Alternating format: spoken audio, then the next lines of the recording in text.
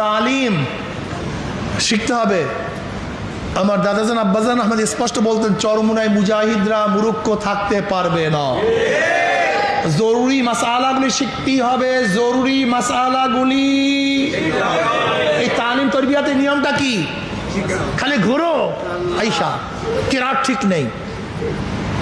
আমি তেইটার ঘুরতে দেখবো কেরাত ঠিক আছে কিনা। যদি কেরাত ঠিক না দেখে ওখানে কান্দুরি উঠাবার বসাবো, ওখানে শুরু করবো আমি, ওখানেই একেবারে কান ধরিয়া উঠাবো বসাবো সবাই সামনে।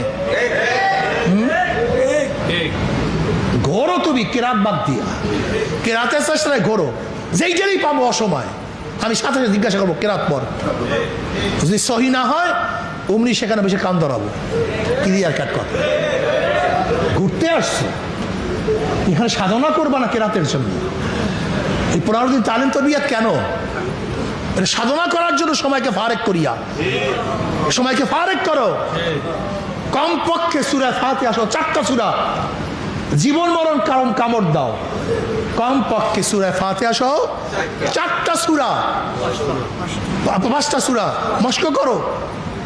সূরা ফাতিহা সহ 4টা সূরা, মোট 5টা সূরা মস্ক করো। দোয়া কুনুত, আত্তাহিয়াতু, জুয়া মাসুরা, এই দুরূদ শরীফ, এগুলো সহি শুদ্ধ করো। এই 15 দিন যদি কেউ অক্লান্ত পরিশ্রম করে, সম্ভব কি সম্ভব না? সময় দেয় না, খালি ঘোরে। সময় দেয় না, শুধু ঘোরে। ঘুরামু তোমাকে আমি, পাইয়া নেই তোমাকে আমি, আবারও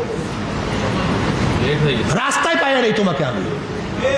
অসময় ঘুরতে দেখলেই তোমাকে অবস্থা, তোমার দরবেশে আমি কি করি দেখবা। তোমার দরবেশে আমি ছুটাইয়া দেবো।